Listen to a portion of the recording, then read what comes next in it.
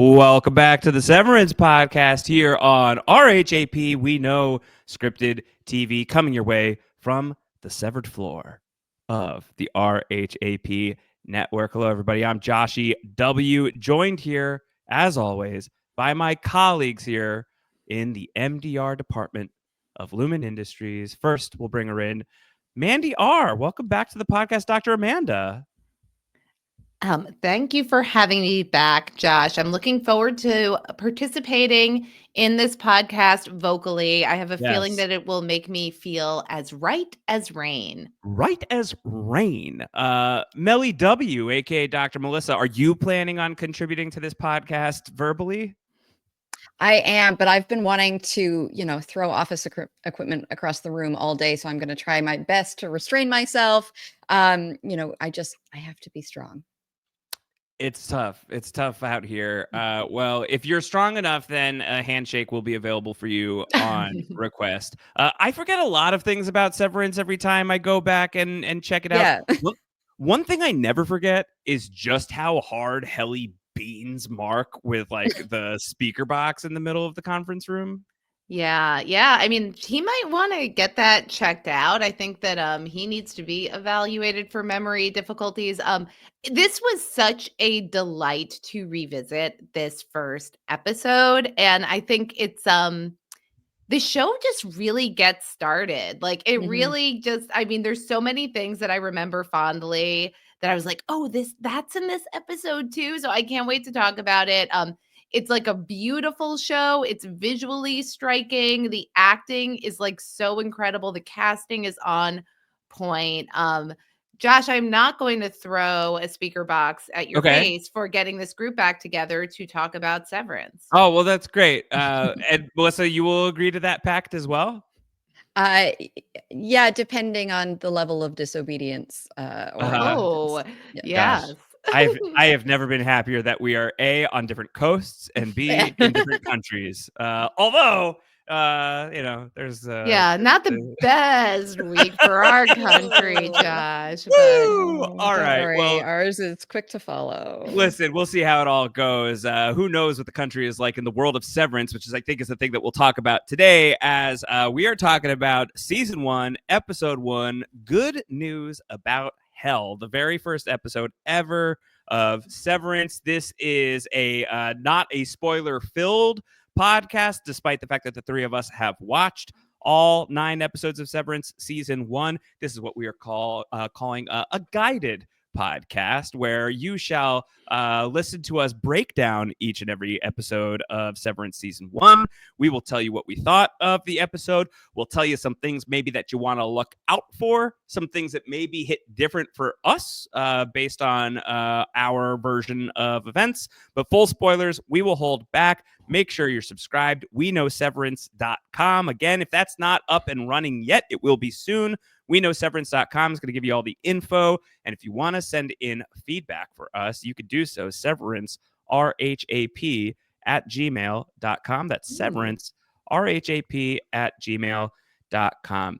As we mentioned on our kickoff show, Melissa, once upon a time, we were getting together monthly as the Severance Media Club, where ostensibly we were watching one episode a month, talking about it, as well as some other tangentially related Severance thing. But that is emphasizing ostensibly, because we actually didn't totally do that on our last go around the bush. This time we're talking about the episodes for sure. We got a little heat for not talking a lot about the episodes back in the Media Club days.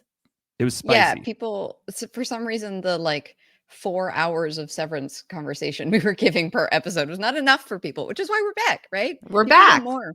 It's why we're back. We've been severed for the past 3 years. We are unsevering as we are getting back into the grind. And of course, originally the Severance podcast hosted by Post-Show Recaps, which was once upon a time like the Severance season premiere, Amanda, just getting started as well. It is that has since been brought down to basements that we cannot yet describe. But we are here on RHAP, We Know Scripted TV, which is also the new, not new anymore, but the employer of long-standing Post-Show Recaps great Jessica Sterling, aka Jessie S. I cannot imagine she would love being called Jessie S. So my apologies to Jess, the great producer of this podcast, who it was an old post-show recaps tradition towards the end of the run. We would do quick plot recaps. We would do little run-throughs of every episode to make sure that QPRs. these Yeah. QPRs, yes, not MDR, QPR, to make sure that we get every single plot detail at least spoken about, if not covered in depth. It is my pleasure, for the first time for me in like a year, to read a Jessica Sterling QPR. This is episode 1, season 1 of Severance. Are you both ready for a quick plot recap? Let's do this. All right, courtesy of Jess Sterling. Hey kids, what's for dinner? In Severance, season 1, episode 1, Good News About Hell, we are introduced to Mark Scout, an employee at Lumon Industries who has undergone the severance procedure, which splits his consciousness into 2 parts: a work self known as an innie and an outside self known as an outie. This means that neither self knows anything about the other's life, creating a total mental divide between his personal and professional worlds. The episode begins with Helly, a new recruit, waking up in a disoriented state in a Lumon conference room. With no memory of who she is or why she's there, she's introduced to her new reality by Mark, who has recently replaced his friend Petey as the leader of the Macro Data Refinement Division, where employees categorize mysterious data on screens without knowing its purpose. Helly is unsettled by the work environment, to say the least, and the loss of her freedom. She's expressing doubts. She's trying to leave, only to find that she has been trapped here by the severance protocol. Meanwhile, we get to meet Mark's outie, who is living a quiet and lonely life. He's grieving the loss of his wife, Gemma, and struggling with isolation. He goes to a no-food dinner, a no-dinner dinner, which we will definitely talk about later, with his pregnant sister and her friends, who debate the morality of the severance procedure and seemingly proceed with the severance procedure to avoid thinking about his late wife. Seems to be why Mark has undertaken it. The episode ends on an eerie twist when Petey, Mark's former colleague who mysteriously left, appears outside of Lumon and confronts Mark. Petey hints that he's uncovered something disturbing about Lumon, suggesting that the company's practices may be more sinister than they appear. We leave off with the reveal that Mark's neighbor, Mrs. Selvig, is actually his boss, Miss Cobell. Wow. And that is good news about hell, Amanda. That was an excellent job by Jessie S. I think that she is on pace to become recapper of the quarter, and Yep, I think and so. might have a waffle party coming her way. Oh boy. Yeah, no, that's it's such a strong first episode, as I said. Good news about hell, but maybe bad news for Helly, because she is now trapped on this severed floor. Yeah. Melissa, what do you think you would do in Helly's shoes? If you woke up on a mysterious table with a voice in the center of the table asking who you were repeatedly. Not 19 times for Helly, I don't think. Right. Yeah. I'd probably cry in a corner or something. Like, I don't know that I would be quite so outwardly aggressive as Helly is. I really applaud her kind of immediate fight instinct. I think that I would do much more of a, like, hole up and cry, because I don't know. I think it would be very disorienting to wake up and have no idea who you are. No, being asked, like, what are the color of your mother's eyes, and not knowing the answer to that is a devastating idea. But I can name some states, so I don't think that that's all that comforting. Yeah, I don't know. I don't know that I would have had the wherewithal to throw the intercom, but I applaud her kind of instinct there. It's Britt Lauer is the actor who plays Helly, and on this rewatch, like, having become so intimately familiar with the show from watching it and podcasting with you and rewatching it, like, the casting this time around, like, was really what struck me, and like just how great this character is. Like, we instantly know so much about Helly, even though she doesn't know anything about herself, but like as a character, her instant defiance, her ability to be like dry and funny and also cutting. I feel like these opening scenes where we see her performance and the writing just communicates so much about the spirit that this person has within her, like you said, Melissa, because I agree. I think that it takes a very particular kind of person to find themselves extremely disoriented. Even though the good news for her is she's at an orientation. But to be in that state and to still have this instinct to get up and fight instead of shutting down, like, speaks to this tremendous character. And I thought that was just a really standout performance from Britt Lauer in her opening scene. Yeah, totally agreed. I think one of the things that I'm really drawn by revisiting this show, and people who are watching it for the first time, I would definitely invite you to examine the ways in which we meet these characters here in this first episode. We meet all of the characters that we've mentioned before. Britt Lauer as Helly. It's Adam Scott playing Mark Scout. The great Zach Cherry plays Dylan, who is on track to be the refiner of the quarter, we hear. Wow. It's John Turturro as Irving, who is asking people what's for dinner as he sits down. And they all seem like very specific, particular people. And in Helly's case, as we see, very fiery, ready to fight, full of fight. Mark, who we see as Mark S. in the opening of this episode, is really a guy who seems kind of at peace, if not content, with his existence here on the severed floor of Lumon Industries, which is very intentionally, deliberately vague to us right now. We learned some details about it during the No Dinner that they've been around since at least the 1800s, that they are involved in topical creams and medicines. Topical salves. The salves, very important. What's the difference between a salve and a cream? Can you be can you be a cream but not a salve, but can you be a salve and not be a cream? I think you can. My understanding, and total pulling out of nowhere, with that a salve would have to be medicinal in some way versus like not all creams. So like a regular lotion would be a cream and not a salve, but like a steroid cream or something would be a what about like an salve. Iced cream? An iced, I think that like an iced salve for cream, some sort of like cream, salve. like a cream and a cream puff. I don't think that those could be considered salves, Josh, but you could apply them topically. You could apply them topically for sure. They made a whole show about it. It was called What Would You Do? It was on Nickelodeon and it was great. But the thing that I would encourage people to check out is Mark is very different inside and out, right? Like the Mark that we meet here in the first portion of the episode feels like he is somewhat content in this very nebulous, again, deliberately nebulous organization. And then when we see him outside of this organization, it's not necessarily, Melissa, that he's like not content with his job.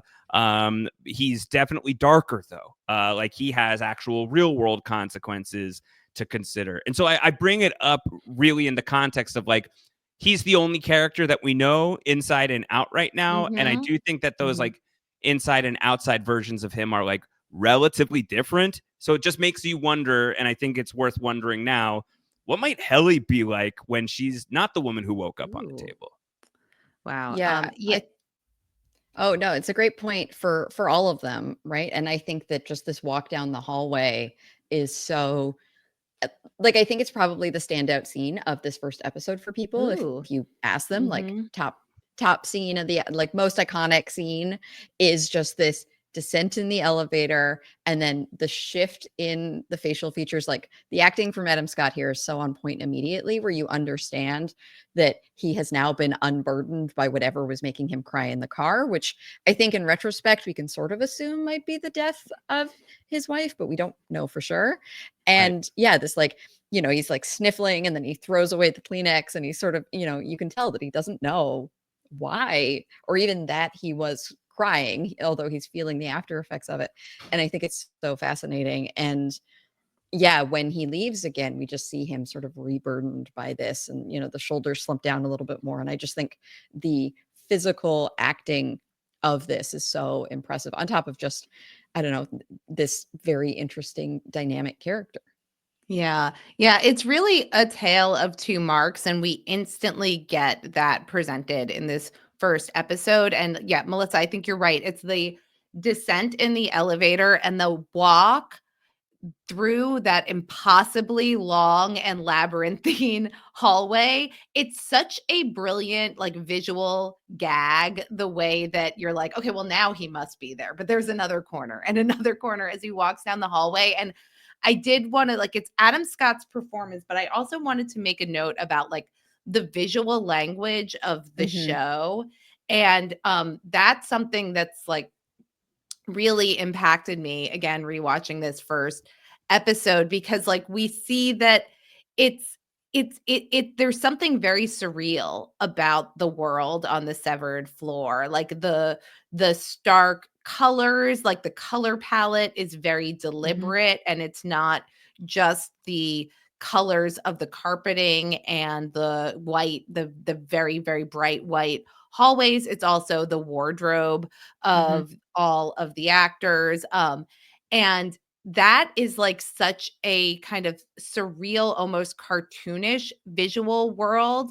And everybody's called by these very diminutive names, like Petey and Helly and Mark, which I guess is a normal name, Mark, but everybody's called by these diminutive names. And there's something about the world that seems like this toy world. Their office equipment is, like, very much of a kind of retro throwback to the, maybe the 1960s. But then in the world where we see the outward version of Mark, where he goes to his sister's house for no dinner, that looks like much. It also has its own visual language. It's, like, cold, it's bleak. We're in November now, and it's finally cooling down. And I was, like, dreading, this kind of very dreary weather, but it's very realistic. Even though it has a specific point of view, it's very realistic. So I think that this show is really, like, setting up that there are these two worlds, and it's not just, like, Mark's and Helly's memories that are spatially and temporally dictated. It's also that we have this, like, very clear line between what the world is like on the outside and what things are like in work. And I think that scene where he goes into his locker and gets ready and takes off kind of his very frumpy jacket and his, like, LL Bean duck boots, and it's like he's sort of taking off these trappings of things that are very kind of mundane and entering this very surreal space. I think all of that is just so brilliantly depicted in this visual medium that I think is really, really thrilling to watch on television when that's done well. Yeah. And I think there's, like, an interesting metaphor there for how work so often happens, in terms of the fact that you're often expected to act as if your real life is not impacting you while at work, right? You're expected to sort of go at work, do your job, ignore the fact that, maybe your mother is sick, or your child has got a big party that weekend that you're trying to plan, or, all of the various things that are in our real life, all of the weight that impacts us in real life is supposed to not impact us at work. And we are supposed to carry on as if we are not human beings with lives and relationships and stuff outside of work, right? You're expected to treat work as your family and ignore your real family in that kind of very capitalist situation. And so to me, that is sort of a very interesting comparison there of, not only are you actually not able to know anything about your outside life, but it is sort of this rosy, bright colored atmosphere of, like, everything here is great because you don't have to worry about the outside world. And so, it feels like there's a lot to digest, just and you're right, like the colors and the lighting and everything in this, that it's there's so much that we can say about it, just in terms of the show, but also in terms of what it means about how we look at work in real life. Yeah, I think that the as we're guiding people towards like what we get out of the show, one of the things I think all of us are talking about right now is like Severance really takes aim at the notion of the work-life balance and does it really exist in our society? Imagine a seesaw, Josh. Yeah, that's right. I want to know the rest of that sentence though. Where's the seesaw going? If my work involved the seesaw, I would have no issues. I'd be very excited about that. I was never really good at the seesaw. Balance, not necessarily. Ooh, my is strong suit. is the seesaw something to be good at? I think so, right? I think you could probably be like good, like really good at. I think most people are probably like average at seesaw, but the truly gifted among us, who you are. I think it's all like walking down the middle, right? Yes, And then like balancing. Okay, that well, moment that's the that thing. over. I think That's it's all the real about thing. finding like a properly sized seesaw partner. That's really the art of it, Yes, they get your starting weight from before the game began, and just build the seesaw accordingly. Or But you have to I think, adjust how like far into the seesaw you sit if they're heavier than you. Ooh, that's physics. Yeah. I think the thing that was most notable for me on this this rewatch of this episode of like the ways in which this episode challenges the ideas of can you really like strike a true balance between work and life, for me came close to the end of the episode. Actually, he's out of work, he goes to the non-dinner dinner party, and on the other side of the non-dinner dinner party, he and his sister, who I don't think they give her name in this episode. Can we spoil what her name is? Yeah, what's the deal? It's Gemma. No, Gemma is someone else. Gemma is Gemma's the wife. Wait, her name is Devin. Yes, it's Devin. And so Devin makes him a sandwich, and she asks him, how's therapy going? The guy with the mustache, right? Is what she mentions. And he talks about how he's not going. Well, he doesn't even say it. She groks it. And he says that the work thing has been helping. And that was very notable for me on this go around of just like kind of taking in that idea of how many people are out here just like pouring their brains, their bodies, their souls into their job. And how are they supposed to then, when they get out of there, go off to an appointment, another appointment, an appointment after that, and then still have some life after that? Or can you include that in your workday? Certainly certain organizations encourage that or create the space for that. In the Lumon world that Mark exists in, there's, you punch in at roughly 9, they stagger it. You punch out roughly 5, again, they stagger it. And then that block, Mark Scout is offline, Mark S is online. When he gets out for however many waking hours he actually even has as Mark Scout, yes, he could go to therapy on top of that. And I think it's just such a commentary on the ways in which our time gets so limited because of these things that we have to do, whether that's have to in quotes or like bolded and underlined in order to survive, that because you are so enwrapped with these things, like how on earth do you take care of yourself? And how do you clean the gutters of you? I mean, I was really impressed that Mark goes up and cleans. I was like, maybe if I was severed, I would clean my gutters. The energy to clean the gutters. Yeah. I would probably I like my work, so I'm happy. Like I would like to stay in touch with my work, but I do think if I were to undergo severance, I think there would be like Chores Wigler and not Chores Wigler. And so like Chores Wigler would like brave the gutters and would be like a very courageous soul. Non-Chores Wigler is a coward, but he's having fun. Yeah. Yeah, I think that's like the point about like this compartmentalizing our lives and just partitioning off such like a large portion of our day that is dedicated to work. Like this show in a really exciting way takes that to this natural conclusion, which is like, well, what if you couldn't even remember what happened? Like, what if it was a totally different self that showed up to work? And I think it's interesting because like, in some ways, our current work culture is like less like that. Josh, you mentioned like, oh, maybe you have time during your day where you have the latitude to like carve out this hour, and maybe there's like a counselor at your job that you can see as part of a benefit, or maybe you can like schedule your time and use your sick time. Maybe.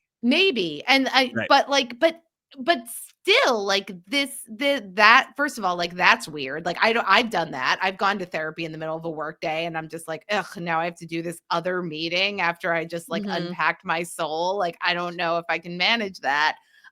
But our work has kind of spilled outside of those traditional boundaries more and more, I think, with people like on email or on Slacks or Teams, and getting messages or expectations that people are working on weekends or like responding to things. So like, I think it's interesting how this feels like very prescient in some ways, because I think that there are these abuses of work culture that like our labor force has less and less protections against, that like make this, the work world of severance seem like a cautionary tale. But also there's like definitely parts of me that are like, well, at least he's not getting like work emails from Cobell, like when he's, trying to unwind in front of the TV and drink a whole bottle of wine. Yeah. Yeah, she's just living next door, and that's true. Who knows what? But he actually is getting messages from her, but he thinks she has a different name. Yeah. Yeah. And she also, depending on the circumstance, tells you that either her mother was a devout Catholic or an atheist. I guess depends on which Patricia Arquette you get on any given day. Speaking of which, actually, in terms of like a totally different Patricia Arquette, but still a Ben Stiller, I actually just finally watched Escape at Dannemora. Oh, amazing. How was I've been meaning to see. Is it on? It's on a thing It's now. on Is it Netflix on right now in the States. It's Ben Stiller who directs most, not all, of Severance, and is an executive producer and a huge creative force here. He directs all of Escape at Dannemora, which is also about a major industry in the United States, certainly. And is very much about like establishing sense of place. It's a prison instead of an office environment, though some would argue that's what the office environment might be like sometimes. Very good. Ooh, 7 episodes on Netflix. Benicio del Toro starring in it, Patricia Arquette as well, Paul Dano. Benicio del Toro delivers, I think he has a line read that is probably going to haunt me until I'm dead. And it is a very innocuous sentence otherwise. So can't wait for you all to watch that so we can discuss. Okay. I'm telling everybody in my life to check out Escape at Dannemora so I can talk to them about that very specific Benicio del Toro moment. I so far have no one to talk to about. Oh my gosh. All right. Is it the so pithy life is not food? It's not as pithy as that, unfortunately. We'll get to the non-dinner for certain. I was gonna say, we were talking about this whole the severing and the difference in the marks and everything. And I love this line from Devin where she talks about like not thinking about her for 8 hours a day is not the same as like actually healing, grieving and healing. And I think it's just such an interesting thing because it makes me think about all of the other ways in which we keep ourselves busy or keep ourselves otherwise kind of emotionally dulled, and to avoid dealing with things, the substances that we might use to do that, or the things we might fill our lives with so that we don't, my therapist went to ask me, she's like, how often do you just like sit and not do anything, but just like sit and think? And I was like, never. That's not very productive. Are we supposed to be like that, Melissa? We're supposed to be sitting. I don't know. I honestly don't know. I was at a loss. I was like, I don't think I've ever done that. I've been told repeatedly throughout my life, sit there and think about what you've done. But I don't think that's quite the same thing. Yeah, no, that doesn't fit in my to-do list. So no, it is not the way I usually spend my time. But anyway, that was just something that I think I hadn't thought of previously, but sort of stood out to me as this idea of that there are lots of ways in which throwing ourselves into work might keep us from sort of dealing with things outside of work and processing our emotions, or that we might do other things and we might find other ways of sort of avoiding rather than healing. So yeah. Certainly. And I think that in terms of the things to watch, I mean, we know a little bit about what Mark's motivation might have been for getting the severance procedure and working at Lumon, but we don't know anything, certainly after this first episode right now, about the other severed employees. And when Mark does confront Petey's at the greatest restaurant of all time, Pip's Bar and Grill, you know, Petey says this, like, we used to think about, or this is actually in the happy birthday niece card. I used to think it would take a monster to put someone in that place. We used to wonder about what kind of men we were on the outside. We're not monsters, not real ones. And I think this speaks to the motivation that somebody would have to, actually undergo something like this, to not know if they have a family, to not have any memories, remember their mother's eyes or where they were born. And we get the sense that for Mark, this comes from a place of intense grief, but it makes you wonder for these other employees, what might be the thing that they're trying to forget about for 8 hours a day. Yeah. So I want to get into the rest of the episode by way of our Kier incentives. You all now maybe know a thing or two about Kier just because you heard the name so many times in this episode, though you still don't really know much about Kier. So we'll keep it kind of tight. But these are called Kier incentives, and we are categorizing a bunch of different things as we go here. We're categorizing erasers, finger traps, music dance experiences, caricature portraits, waffle parties, and crystal head cubes, which are not a prize, just a thing you're given. And we're going to use these as our blueprint to talk about the rest of the episode. So starting with erasers, which we've established, these are theories that either we are starting to generate as we are watching these episodes, or I would even say like anything that's happening in the show that we want to plant a flag in now, not just for the people who are watching the show for the first time, but maybe for our future selves as well, to be like, oh yeah, let's go back and revisit this at some point in time. Melissa, did you have some erasers you wanted to toss at the chalkboard? Yeah, so I think definitely things to like plant flags into. Just a few lines that sort of stood out to me is like Kelly's question of like, do I have a family, and what information we might learn about these people's outside lives. I think there's like a few different references from the innies of things that will end up being information that we learn about them over the course of this episode. So it's quite fun to see some of those seeds planted early in this very first episode. The big thing that stood out to me that I hadn't thought about previously is the scene where Mark is in the locker room and he's changing everything out. And first of all, I counted, there are 9 lockers that we see, one of which is Mark. So this is more lockers than people we have met so far that work. Some of those lockers could be empty, but theoretically, it also, there was like a bench planning a on big the other expansion, side. so They are, and so it's this expansion, I think, is like a really interesting. What are we going to find out about that? Because I think even by the end of season 1, we still have some questions there. It did sort of seem like there could be other lockers as well, sort of across the way. So I just have questions about like how many severed employees there are, or employees on this floor at the very least. And then the other thing that really stood out for me is Mark switches out his watch, and it wasn't clear to me why he would do that, unless perhaps it's some sort of gift, or there's some sort of like strong memory tie to it that might make the severed self like ask some questions. I don't know. Anyway, it was just the eyes on the watch was just that's all my theory is just like, why does he switch out the watch? That feels significant in some way. It was really notable to me. I watched this with the great Antonio Mazzaro and Antonio's family the other night, visiting him in New Jersey, where actually we had earlier this year, we took a trip to Bell Labs, which is now Bell Works, a complex in Holmdel, New Jersey. New Yes. Jersey, and is the shooting location for not just the exterior of Lumon Industries and the building in which Severance takes place, but all of those scenes on Mark's way down towards the severed floor.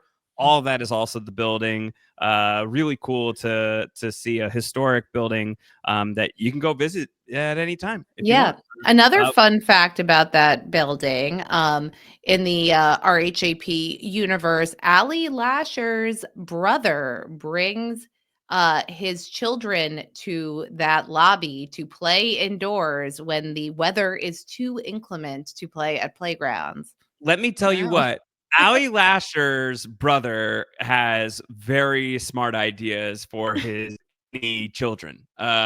This is a great place to bring people on an any day. There's like a basketball court, like there's stuff. Wow. Okay. Yeah, there's lots of little restaurants, some nice little seating areas. Yeah. It's really cool. Okay. But it's about 20 miles from where I grew up. Well, you should go and you should visit it. My greatest dream is a Severance live show at the Bell Labs, but I imagine that would have to be like a flash mob type thing. So if we do it, don't tell anybody.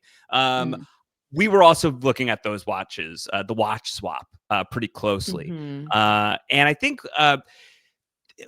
were the times on the watches different, Melissa? Did you clock that by any chance? I didn't even clock that. No, I just clocked sort of the detail of the watch that he switches out versus the very, I'm gonna go back to that. One's digital, one's analog. He wears the analog down into the severed I have floor. a theory about the watches, but I don't want to get into spoiler territory. But good catches. I'll go back and check the time. My take on it, on this go around at least, was like anything that like gives them any sort of idea of what the world outside might be like, I think is off limits. So like digital, like the things like the old technology, like the types of technology that they use on the inside is like definitely seems older than. I was saying the other night that like the only way that like these like computers like are like old, like he would have to be playing like Atari, right? Like it's like of that time, or but even like sort of like with like kind of like this like modernist futuristic bent. Like it's a really, really sleek design. But it's not like, it's not anything that we could use to do our jobs. And I feel like the clock or the watch that he is wearing coming into work would just be so incongruous with it, that I feel like it like the surface answer to me is that. Whether there are deeper answers to that, I would imagine there are. And I look forward to finding out what they are. Dr. Amanda, erasers. Yeah. So my theory that I'm gonna throw up on the chalkboard, or at least kind of the flag that I'm planting, is that I noticed in this episode that there are like several layers of surveillance that are happening in the severed floor. So like when Mark is watching Helly on the boardroom, by the way, completely gorgeous opening scene, the way that she looks on the boardroom table in that room, beautifully framed, very Kubrick-esque, I would say. He's watching Helly, and then we find out that Milchek is watching Mark and Irving, and Cobell is like watching everybody. So there's several layers. We also find out about a board that may or may not exist. They do not contribute vocally to the meetings, but I think that it's planting the flag that there might be several layers of surveillance happening on the severed floor, and there's a lot of questions that I have and things that I want to see play out about who is watching who and for what purpose. Yes, and I think if they've got this level of surveillance on the severed floor, what else are they surveying? What else do they have access to? Especially as we get into a character that we haven't talked about a ton yet. In a little bit, I want to talk about in this context for sure. But I think kind of like leading into like the things that I want to take note of are the outside world. Like this is what I want to put up on the chalkboard is like we hear about the severance technology. Clearly at the non-dinner dinner, the severance technology is a known thing. Not only is it a known thing, it is a controversial thing, morally, ethically, like all of the various socially, like in every alley, it's just dubious. And people have really big thoughts about it, to the point that there are congressional hearings happening about this, apparently. But we see nothing of that. We don't see any of what that looks like. We don't know any further details beyond that here. I think you could probably make some like leaps in logic of like the kinds of things that would be discussed around this, namely the ethics of implementing severance technology and the sort of like the philosophical conversation that happens at the table then of like, well, do you ever I would just be thinking about the other me, and Mark being like, well, there is no other me, there's only me. But we have already seen through the episode that that's not exactly true, that there is a Mark who exists that believes he will never leave his work, that his entire life is at this job, and if he were to ever leave, he would cease existing anyway. So it's a really sticky conundrum that's brought up in there. But the other piece of it too is this is a Lumon town. Wherever we are, I don't think we have a name for it, at least not yet. Of the name of the town that we're watching the show take place in. But it is, he goes across this bridge. He drives across the bridge on his way home from work, which Antonio made the observation is like a very, very, very full car lot especially for a building that has the titular department on a basement floor with, as you've observed, Melissa, 9 lockers, right? So it is like a very, very, very, very well attended, widely employing company. And we see company housing. That's what Mark lives in. Yeah. And so what does all of this look like? It's vague to us right now. You don't imagine that it's as vague to the characters in the world. But I like, there's a lot of reason to be very enamored of and invested in the severance floor portion of this story. I think if you're not going to start getting equally invested in what's happening on the outside, we're probably going to miss out on some juice here along the way. Not just here in season 1, but even more so, I really suspect, in season 2. That the outside world will probably be a very big deal. So I want to like just put that on the board now. The Audi world is a big one, a very big one. Yeah. It's really interesting, right? Because at the No Dinner Dinner, they're joking about what doesn't Lumon do, right? It's clearly a massive company, and the severed floor for the corporate archives division, which I thought was sort of, again, an interesting, like, what does that mean? What are they archiving? But yeah, the severed floor being kind of just one component of that. And so I think the kind of far-reaching, societal impact of Lumon is something that we will understand more about.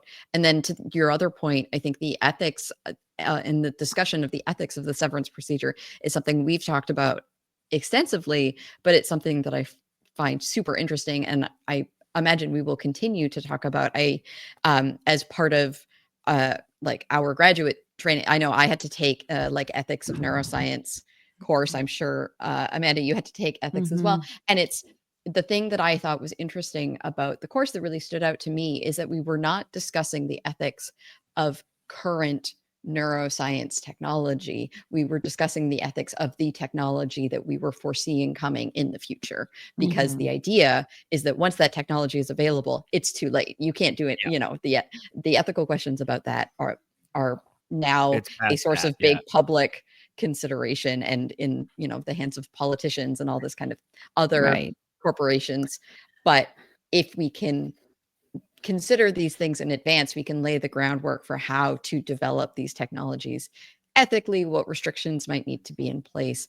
And I think we'll talk as we go through this season about other potential applications of the severance technology and the varying ethics that go along with that. Right. And the fact that at this party, they're talking about congressional hearings that are happening, it starts to hint at the fact that this technology is maybe already being used more broadly, or at least being considered being used more broadly. So that's something to keep an eye on as we finish season 1 and start season 2. Which again premieres January 17th. That's why we're doing this. Finger traps. Okay, so this is like, you're in danger, girl. Like, I think these are like sort of like the deadliest moments of the episode. And I don't know how I don't start with Petey. Who is I don't know if Petey's on your finger traps list, but he is certainly on mine. Petey, who is Yul Vasquez, I believe is the name of the actor who plays him, who's a great role briefly on Succession, just a really good actor and really great here as Petey. Kills me, this line. We were friends. I'm your best friend. You're my very good friend. And it's just like, okay, well, who is his best friend? Is like a really interesting. That's question. even got a sting for Audi Mark, who doesn't even know this guy. He's like, I don't even know you, and you just made me feel like a loser. Yeah, Petey's just like such a dimensionalized character immediately. Like, he starts off sort of as like this ghost in the episode of the head of MDR, the Macro Data Refinement Division, which we will talk you through our understanding of it as best as we can as we go along. That he is no longer with the company. This is a very sudden change. And Mark kind of just like, it rolls off his back. Despite the fact that, as Milchick says, Mark and Petey's were one of the best office friendships on the board. And he seems to go with the rest of his day relatively cleanly. Then we see Petey as like this gaunt, like ghost in the woods that Mark is looking out at when he's at his sister's house. And then later on, of course, when we go to my favorite restaurant, Pip's Bar and Grill, with an E at the end, that they grill. So it's fancy. That they end up across from each other after, I'm sorry, I have to go. They made the food. And he sits down for the food that they made. That like Petey immediately kind of has like this like attitude with Mark. And I don't mean like he's like got attitude towards Mark. He's just got like, there's this rapport. There's a little bit of a spiciness to Petey. But all of these things that I'm like describing as like joyful aspects of Petey, I think are like sharpened and dangerous with the idea that what Petey is saying is, what you're doing at work is not what they're telling you you're doing at work. And by the way, I know what's going on because I was there and I was severed and now I'm not. And that's not, Melissa, that's not supposed to be a thing you can do. You're not supposed to be able to unsever. The procedure is supposed to be permanent and irreversible. So yeah, definitely PD was like number 1 on my finger traps list. Like, you're in danger, girl. I think that it's, the fact that just the way he's looking, I think we already get the sense that like, okay, something is going on, but also just the caginess around Cobell and Milchick talking about him being like no longer working with Lumon and whatever is going on there. This reference to the mysterious Grainer that they used to work with that they don't like. We don't like him. High alert, Petey. The world is dark and full of terrors. Yeah. Mandy R, is Petey your finger trap? Yeah, Petey's my guy. I mean, the only thing I would say is like, the only other case I think is like, maybe Mark by association, now that he has the happy birthday niece card, could that come back to bite him? One thing I loved in the details of the way Mark finds out that Petey is no longer with the company is when he, asks why they weren't told anything about that. The way the Milchick says, like, well, I couldn't share that because that would be a violation of his privacy by you. Yeah, like by the you. language of like how it's actually Mark's fault, and the kind of corporate double speak that sounds like it's being protective when it's really assaulting you.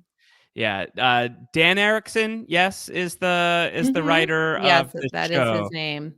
who I believe the story goes, wasn't he like a food delivery guy? He was like doing like courier jobs or something like that. He had like a job he hated, and he was I think he worked at a door factory. I think I got to look this up, but I think he was whatever it is, his work was mysterious and maybe unimportant was sort of his thought. And this show is really, I think, born in response to his feelings about work culture. So I think like that corporate doublespeak gets lampooned quite a bit on this show. It's very funny, but it's also like it hits as hard as it does because like it feels really real. Like that is something that some like HR goon would say to you of like, well, I couldn't tell you because that would be a violation of his privacy by you. Just like feels very American. It feels like a very American trait. Yeah. Yeah. While we're shouting out Dan Erickson's writing, there were just two small things that I picked up on this time that I wanted to shout out. The line of when Mark is going down in the elevator and the security guard says, "See you this evening." And Mark's reply is, "Yep, see you soon." Because for him, it will be the next moment, which I thought was very fun. And then at the end, when Mrs. Selvig says, "Mark, you're good people." And I was like, is that purposefully plural? Yes, I noted that too this time around, where it's like technically, you're two people, so you're good people. And she knows both of them. Yeah. Or so does she? That was very specific, I felt like. Do you have any further finger traps, Melly W, or is Petey your finger trap? Petey was the main one. I sort of thought Mark as well. The only other one is Helly, just in the sense of like the danger of this like initial moment, and the fact that she is clearly unhappy in her innie self. So she introduces the danger of the world of the show to us, right? Like I think she's sort of like is that person, and like she's in as much danger as they all seem to be down there, which is like maybe a lot. I don't know. It doesn't seem great. I did dig up Dan Erickson's work history, and yes, he worked at this company that made and repaired doors. It was a weird little windowless office. And it wasn't what he wanted to do. So he found himself walking into work thinking, I wish I could just jump ahead and have it be 5 p.m. and I could be leaving and doing the things I really wanted to do. And thus Severance was born. I don't know why I thought he was a food courier. Maybe I'm hungry. But before we can eat, we must dance. Music dance experience. This is our category for best vibes of the episode. Mandy R, best vibes of the episode. What was your music dance experience? I give the best vibes to Devin, who's played by Jen Tulloch. This is Mark's sister, and I love this character. Speaking of Dan Erickson, I think he wrote that he based this on his own relationship with his sister, and there's such a like sweet sibling familiarity. They're also teasing, and her sense of humor is so dry and cutting, but she's also so supportive and accepting, not only of Mark, but also her exceptionally strange husband, who I can't wait to talk about. So I just think Devin, we all need a Devin in our lives. I would love to be friends with Devin. She's great. She has the best vibes. Melissa, who has your best vibes for the episode? So my vibes were a bit more of like an abstract thing in terms of it doesn't have to be a character. Yeah, for me it's the choreography of this scene when Helly is trying to leave in the stairwell and keeps coming back. The like beautifully fluid where she steps out and immediately gets shot back in. I just the like former ballet dancer in me was just eating that up so much. I would love to see like an entire modern dance like inspired by that situation. Stick a door on so you think you can dance has totally done this, but like stick a door in the middle and dance on either side of it. Dan Erickson could manufacture and repair that door. Absolutely. I absolutely am picturing a very particular So You Think You Can Dance that has a door in it, and if anybody can remember who danced it, reach out and tell me, because I have no memory of that. I just remember the dance and the feeling and the coolness of it. So severancerhap @gmail.com. So I think my first of all, I was really taken with that scene specifically Mhm. on the rewatch. I thought it was just like such a genius way of cinematically explaining how this world works, that Yeah. you are in Helly's perspective, The opening visceral experience. this is the visceral experience. This is the visceral experience for sure. That she opens the door, you're in her point of view, you're now suddenly like right where you opened the door. We do it again, but then on that third attempt, you're with Mark, who's not allowed to look, and it's not even him looking. We're now on Mark while we can still see that door, and we see the time that lapses and her coming back in. And like, I just think that that's such a really great way of getting us into the headspace of what this might be like to experience. The other way that they do that is my vibes, which is the moment.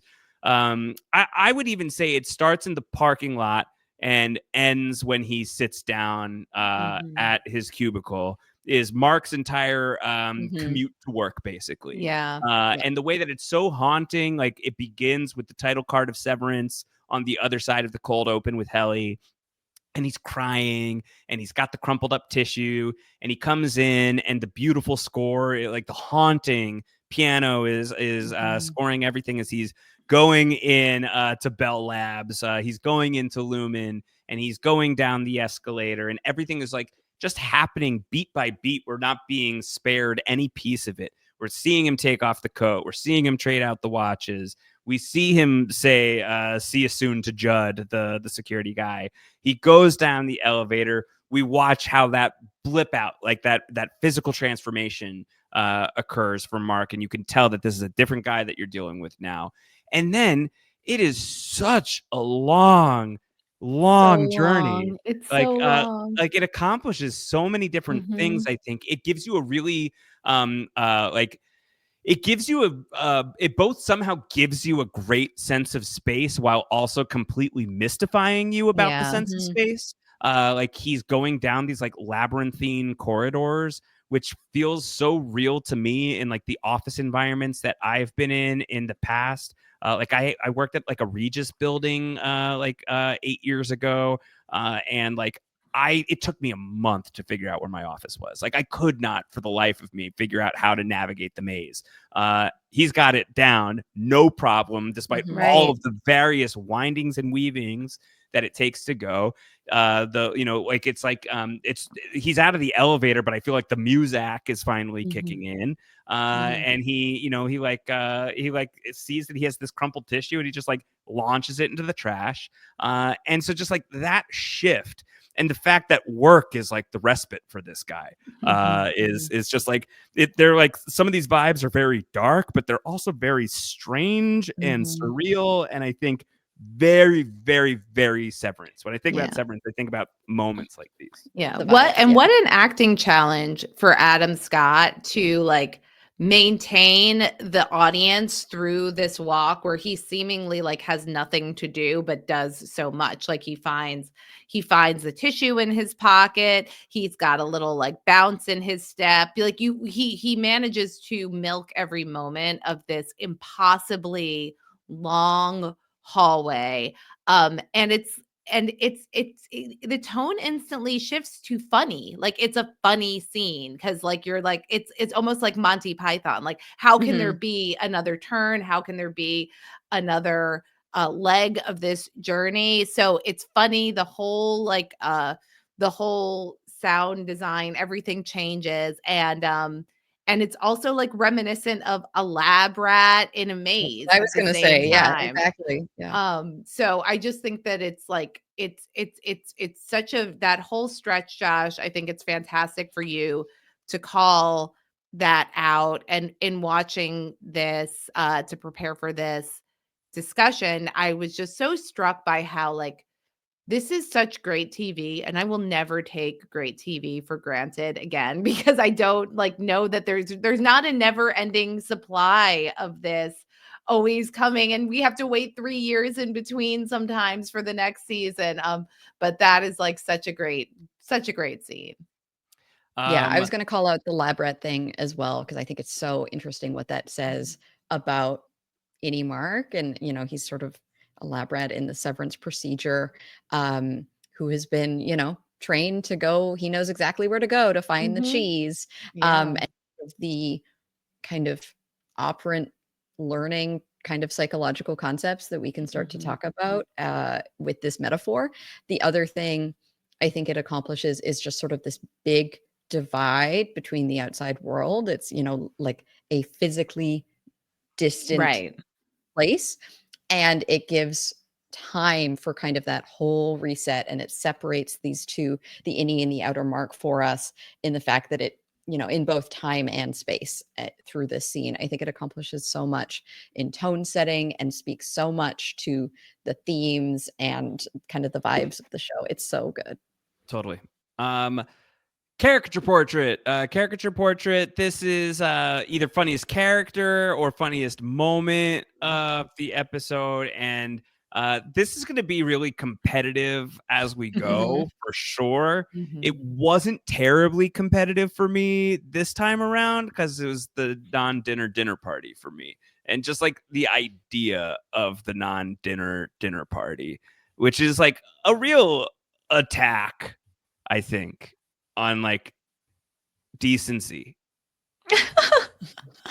Yeah, I had so we come to know this character's name is Patton, the guy at the note, somehow like in this competition for most pretentious person at this party, I think he just like etches out a win, and he has not had a food-based meal in like whatever. I don't know. He says something like that. Long time.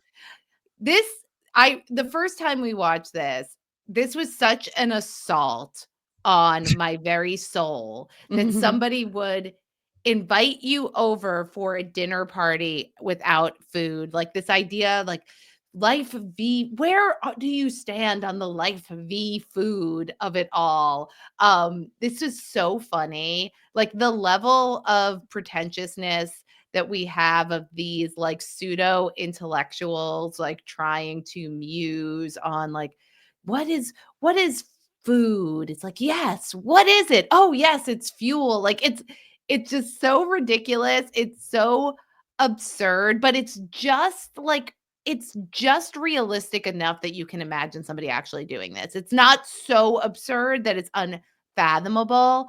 But later Devin says to Mark, how like can I like what can I do to apologize for this? And he says that like basically since her unborn child is innocent of the atrocities of the night, he'll wait until the child's born before he kills her. And that seems fair, very fair. The child's innocent. Child did nothing wrong. Child didn't eat either that night. No, yeah.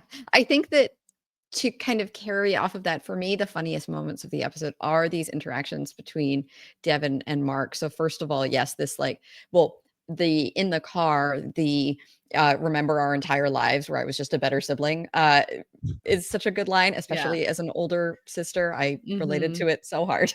But then, this afterwards and her making the sandwich and apologizing. And then the next morning when Mark's talking about how he had to deal with the wounding of his parents moving him switching their beds. Yeah. So that whole dynamic for me was, I think, the funniest part of this episode. Yeah, the character of Rickon just like coming out of the gate so hot with like, first of all, like Mark's like, hi, Rick, and he corrects him. No, it's Rickon. So you know that this is like a recent affectation. This was not his given name. Rickon, come on. That his parents gave him at the time that they also made the mistake of not introducing all of his beds at once. But this character is so ridiculous, so funny. Those pajamas were made on a Baltic loom, so you should sleep well tonight. You should sleep well. Yeah. Such a fool, but also like just seems very sweet and warm at the same time. Like, doesn't seem at all like sinister, but is very, very funny. Great character, great introductory scene, but really like all of these people. Friend of the pod, of course. Friend of the pod, Michael Chernus. The great Michael Chernus. One of the great highlights of my podcasting career was reading a poem to him, but we'll save that for another day.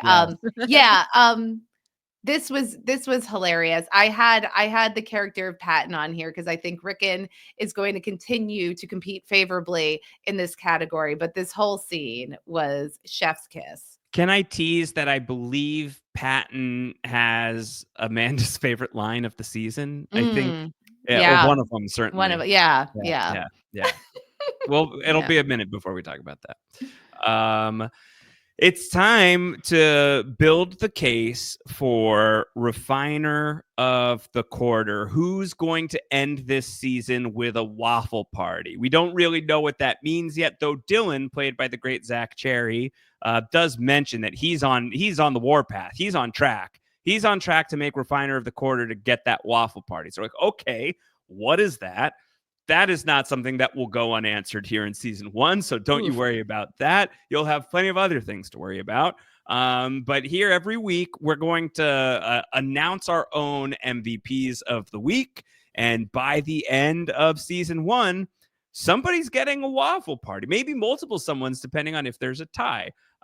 So Melissa, who are you advancing for refiner of the quarter on their way towards a waffle party? Yeah, my vote is Devin. I think that she, first of all, for having this conversation with Mark about forgetting about her for 8 hours isn't the same as healing, checking in about his therapy, like just being a really caring, kind of lovely person and kind of standing up for Mark in this dinner as well. But then at the same time, being super funny and dry and asking Mark if the rando in her yard made her feel seen or whatever, the lurker. Right. So yeah, I wanted to shout out Devin. She's my favorite of the episode. Okay. Devin is our first official point getter towards a waffle party. Amanda, who are you advancing towards refiner of the quarter? So this might be a little left field, and I don't know if this character is going to continue to rack up the Kier prizes in coming weeks, but I decided to go with Ms. Cobell / Selvig because we have like the very exciting sort of mind-blowing reveal at the very end of this episode. It's kind of hard to go back not knowing it, but I remember at the time being really like this being a really big cliffhanger ending to have, because we know that Miss Cobell is like very, very menacing, this like extremely imposing figure at work. And we also see that Audi Mark is dealing with this kind of bumbling, nosy neighbor. And then to find out that it's the same person. I think Patricia Arquette is so good, so good in this role.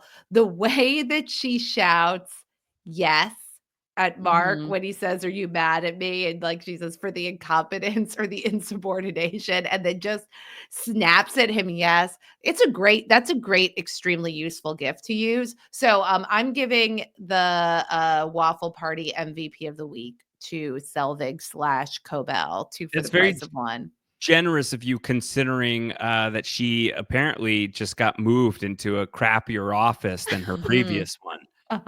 So she could definitely use the assist. Good questions about why did she get moved to a crappier office? Did she get demoted? Is that why she's now in a What's worse going office? on? Yeah, I wonder. Milchick was setting Mark up for that, by the way, right? Yeah, like he totally. knew that was coming. Yeah, 100%. Definitely seems like Milchick maybe gets some glee from something like that. I'm going to advance Helly. I'm going to give Helly my waffle party point. She's the one who kicks off the show. I think you would imagine maybe it would be Adam Scott. He's the main character as Mark. He's instead used as like the man behind the curtain in this first scene, which I think is such an unusual choice and a very strong choice to kind of like put him in something of like a menacing role, as the rest of the episode is going to be about engendering a lot of empathy towards him. Instead, we get to dive feet first into this world with a character who has no idea what the hell is going on either. And I think Britt Lauer has a lot of work that she has to accomplish to really sell the idea of just how unsettling this whole universe she has walked into is, whether it's this boardroom awakening that she has, or the scene you highlighted, Melissa, of like the sort of like revolving door quality of her trying to get out of there, or even just like the line, which is both like it feels like a throwaway, and then in other respects is like I do like pause and wonder, am I livestock? Like, you know, it's like a terrifying thought to have as your first thought. It was Antonio's father-in-law who noted, I believe, that she's like so colorful compared to the drab colors of everything else that you really get on the Severed floor, that it's like these like dull greens or like navy suits, you know, the neon lights. It's just like that like dim sort of like disorienting office lighting, that like windowless life. And here she is showing up, this kind of like disruptive figure with like the red hell hair, you know, like she is just like showing up. She's in like that stark blue dress. There's just like something that's immediately really arresting about Helly as a character that I think for me, like really like turbocharges you directly into Severance. So as the very first character we see, I wanted her to be my first Waffle Party point. Great choice. We've got 3 already on the board. We've got Devin, we've got Ms. Cobell / Mrs. Selvig. Which name are we going to go with? We'll see. And Heliar is also on the board.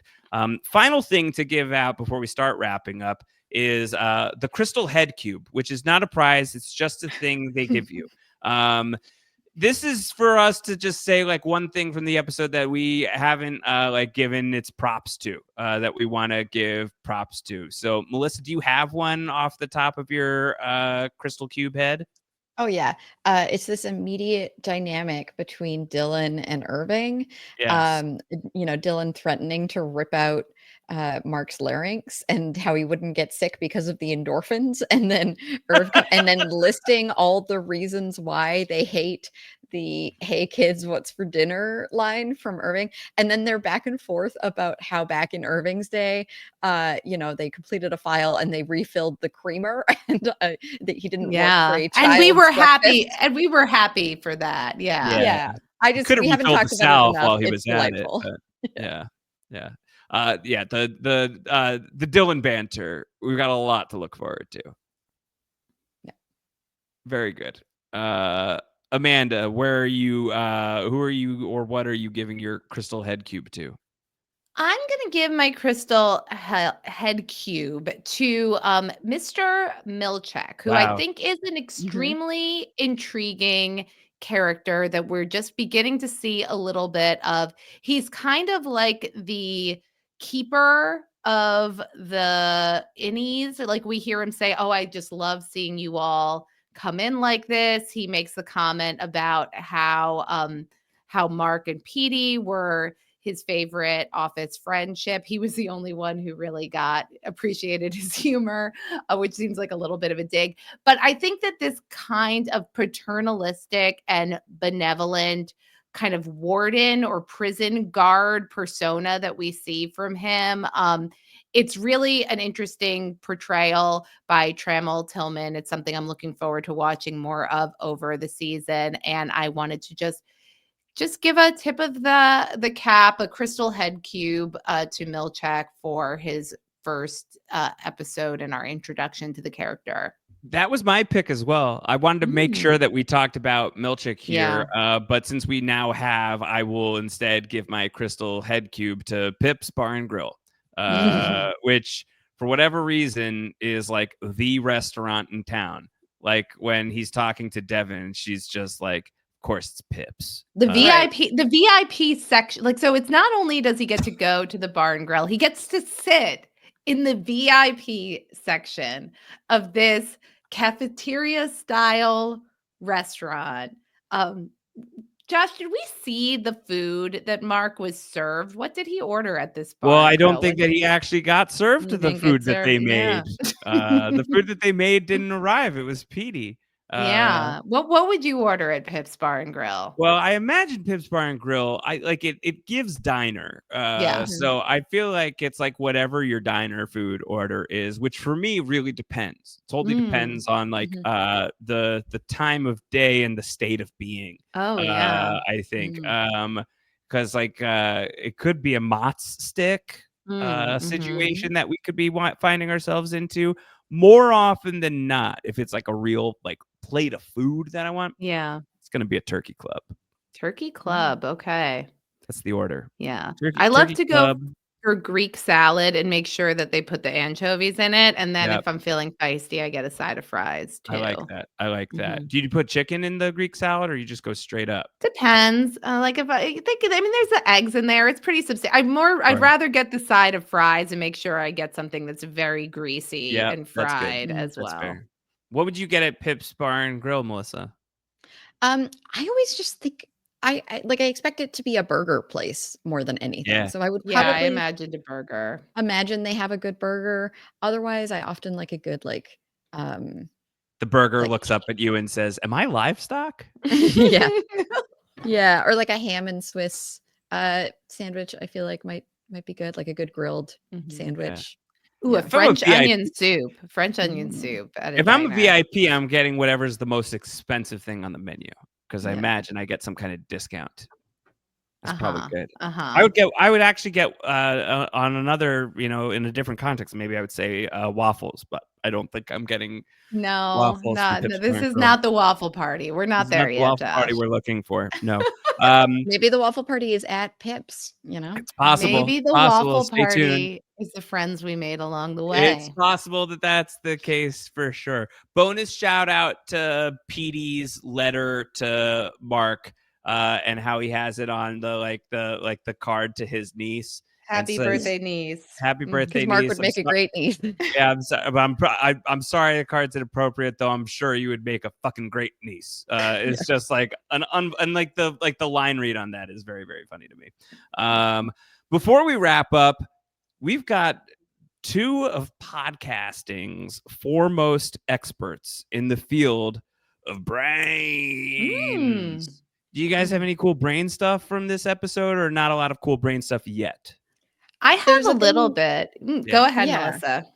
The thing that I just want to draw attention to that I think we will talk more about next week is these questions that are asked in order to confirm whether or not the severance procedure was successful, right? This perfect score that Helly ends up getting. Just to reestablish that the 5 questions, different from the 4 questions. The 5 questions are: who are you? Is question 1. Question 2 is: in which U.S. state or territory were you born? Question 3 is: please name any U.S. state or territory. Delaware is, I guess, like the perfect answer. Question number 4: what is Mr. Egan's favorite breakfast? That doesn't even make sense. I love when Adam Scott goes, right?